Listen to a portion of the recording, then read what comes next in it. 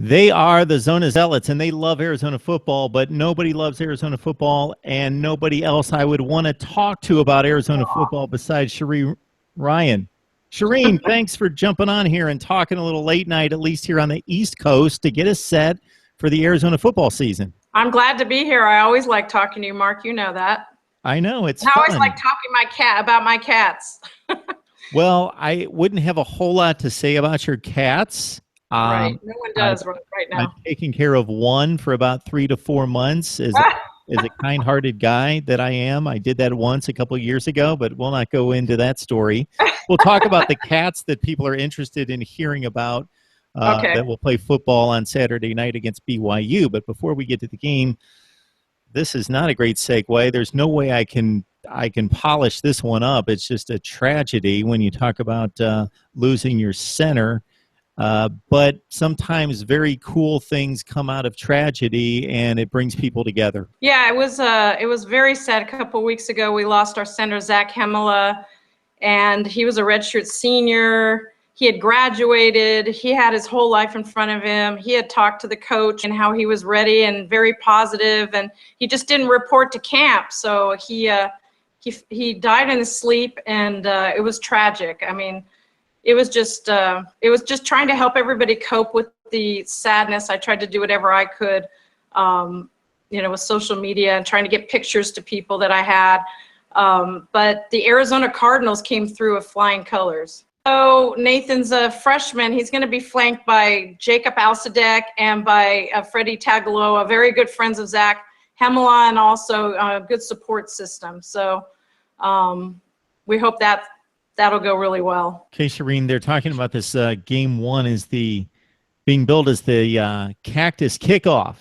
They're in Glendale between Arizona and BYU, and I've been a little rough on Arizona's scheduling when they don't schedule a big-time opponent in the non-conference schedule. But this season, BYU, I'm going to check the box. Really good game. Love the matchup week one. It should be a whole lot of fun, and it's really a testing ground and gives you a barometer for how good this team might be in the Pac-12. So I believe Arizona's like a 1.5 favorite or maybe underdog. It's very, very close, the line. It's pretty much of a pick-em game. And so the quarterback situation, Rich Rod not showing his hand, keeping things secretive, wants to surprise BYU. Is it going to be Brandon Dawkins? Is it going to be a new Solomon? Right. Do you have a feel for this one? Well, so I predict, and this is my prediction, I predict that he's gonna play all 4 quarterbacks at one point. So he's got all 4 listed. So the people that aren't gonna play or that he's not slating to play aren't even listed, right? So he's got a new or is the operative word, or a Brandon Dawkins, and he said that Brandon has been competing hugely, and they're about even, is what he's saying. So his or means and he says don't be surprised if both will play, but we don't know which one's going to start. There's also Khalil Tate, who's a true freshman, and Zach Werlinger, and they both want to play as well. And so I remember last season he played all 4. So I think he's always done this. He always starts with a new. I think he's going to start with a new, and if it doesn't pan out, I think Brandon goes in. Or, maybe he just switches it up and lets everybody have a shot at it. So it'll be quite interesting. But Anu, I think he's up for an award this season. Yeah, these teams have actually played 22 times in their history. BYU's won 9, Arizona 12, 1 tie. And they played in a bowl game, the Las Vegas Bowl in 2008, and Arizona won that game. So a lot of quarterbacks may play. Anu Solomon should be the starter, but the job status is tentative for him. Yep. Nick Wilson is the guy that everybody knows across the country. So if you follow college football and you think running game for Arizona the last few years, it's Nick Wilson, but he's not necessarily secure in his starting status either. Right. So there's a big or after Nick Wilson's name too, and the or is going to Orlando Bradford, who's a sophomore. And Orlando picked up last year where Nick left off when he got hurt and he was out, and he did a fabulous job, and Rich Rod really likes him. So there's a big fat or there. Again, I think we're going to start with Nick Wilson and see, what happens, and I think Orlando's going to get some looks. And then you've got freshman J.J. Taylor behind the two of them. And J.J. Taylor's a true freshman coming from California. A lot of high hopes for J.J., and I guess he's been doing well in camp because he's also listed as the backup kickoff return and punt returner behind Nate Phillips. So J.J. Taylor could see some time too. I think sometimes Rich Rod, you know, he has his patience to a point, but if he thinks something's slipping, he's like, next man in, right? So I've seen that there's no set script for him. He knows what he's going to do, but he feels out the game, and he's been very successful sometimes. Well, a lot of the time, except for when he has a lot of injuries, he's been very successful at actually winning games because he's changed it up a little bit, thrown some surprises. So when you look at this team, Shireen, what are your concerns? Offense and defense, what units might be a little bit thin, a lot of question marks, lost a lot of guys in last year's team, and you really don't know what to expect? Yeah, so they were running a 3-3-5 last year, and no fan was happy about it. And fans didn't even take into consideration that they had all the injuries. They were, you know, Scooby got hurt, and 4 people behind Scooby got hurt. So they were on 5th and 6th string players last season, and they still pulled out a win against Utah, and without the 2 interceptions, they could have beat ASU. And they ended up going to a bowl game and winning that when Scooby came back. So there are going to be a lot of opportunities for people. Sandy Fuamono, he's going to get his shot. He was at media days, and he's very positive, and that things are going to go well, and he wants to lead the defense. So him and Cody Ippolito are their leaders. And they have brand new coaching staff on the defensive side, and everybody's excited. I haven't heard one like rolled eye, or everybody's excited about the energy of these new coaches, and they are recruiting their tails off. Next season's class is really, really, I think we're in the top 13, whereas this last class was in the 40s or something like that. Yeah, their coaches are doing some great, I mean, I don't know, I'm not there in the visits, but one thing Arizona prides himself on is honesty. And every coach is just true to themselves, and they don't beat around the bush, and they don't lie. So it's all about, I'm not saying other coaches lie. I'm just saying every time I've talked to a recruit or a commit, they always say they go to Arizona because they're honest with them. So my quick take on BYU is that they're going to throw the ball, throw it well. They lose their best receiver from last year, but the biggest change is that head coach and in the coaching staff, Bronco Mendenhall was there. I don't know exactly how many years, in the 16 or 17-year range. He went to Virginia. Kalani Sitake's the new head coach at BYU, brings in a new offensive coordinator.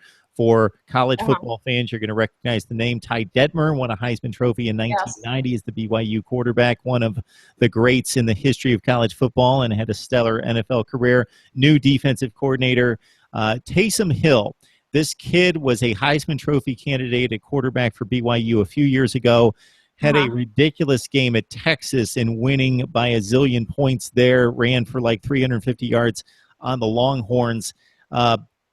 Season-ending knee injury, came back, season-ending knee injury, had a third issue with the knee, hurt at the beginning of the Nebraska game or sometime in the early second half against Nebraska last season. Tanner Mangum basically came from the mission straight to the field against Nebraska, threw a Hail Mary, won the game in Nebraska. Week later, wins against Boise State on a Hail Mary pass as well. Almost pulled off a win against UCLA. BYU, they play a very interesting, like, national schedule. It's very odd. They play like some really bad teams, but in amongst that, it's Arizona, it's UCLA, it's Utah the first 3 weeks. So they basically play a Pac-12 schedule to start the season. They also play Michigan State and Boise State and Mississippi State. Very difficult schedule in spots for BYU. So this is going to be an interesting matchup. So my question to you before we let you go, Shireen, is the feel around Wildcat Nation concerning this football team, because the South Division, I'm not going to rate any of the teams as elite, so there's no Alabama, Ohio State there, but it's so competitive and it's so deep. There aren't any bad teams, and the top 5 are so good and so even. Is there hope that you might catch a break here and there and possibly squeak through in serious contention for a division championship? Pointed out, Arizona has the 5th, or one of the hardest schedules in the Pac-12. They have back-to-back 5 straight very difficult games. They're going to have to win it on offense. So they're going to have to be scoring a lot of points to win these games. I mean, most people are predicting a 6-6 season. I think out of those 5 games, they're going to win at least 2. For some reason, I mean, the one time that they won the South, no one thought they were going to win the South. So you never know. They love to be underdogs. They have chips on their shoulders, and they want to show the world that. So I don't think it's going to be maybe as good as last season, but I hopefully we're as healthy, and the schedule's much different. We get a bye week this season. We didn't get a bye week last season. So I think it's more positive. I think the fans are, they're wait and see kind of thing. But we always stand behind our Cats no matter what. And I think they have a lot of talent. They have Trey Griffey. They have Nate Phillips. They have a lot of exciting wide receivers, Samaje Grant and Shun Brown, and they're all ready to go. And everybody's competing. I think it's going to be fun. The Pac-12 is always fun. We always cancel each other out. We took out Utah at the end of the season last year, and no one thought that was going to happen in a double overtime, very exciting game. So anything can happen in college football, and don't count the Wildcats out, although everybody has seemed to count the Wildcats out. So hopefully amongst that 13th projected rated recruiting class that's going to come into the fold in 2017 is some defense. Yeah, they're all mostly defense, right? But some offensive weapons, and we have a quarterback coming in. That we need another quarterback, right? That's what we need. One more quarterback. But yeah, they're beefing up their defense, and a lot of offers going out, and the class is already almost full. I think maybe there's a spot or 2. But they got their offers. The offers have been being accepted very quickly. So yeah, I mean, it's going to be stronger next year, much stronger all around. And the players this year are going to get to a lot of experience for next year. All right. Yes, it's the Cactus Kickoff in Glendale with the Cats taking on BYU. Shireen Ryan not just setting us up for the BYU game, but the entire season, and the quarterback and running back situations in particular that should be interesting to follow in terms of who emerges, or is this going to be a dilemma for Rich Rod the entire campaign? And people like Shireen are going to be pulling your hair out all year trying to figure out what Rich Rod's going to do next. Yeah, I think that's the way it's going to be. Zona Zealots joining us and breaking down the Cats. We appreciate it, Shireen. Thank you, Mark. It's always a pleasure. Let's keep up.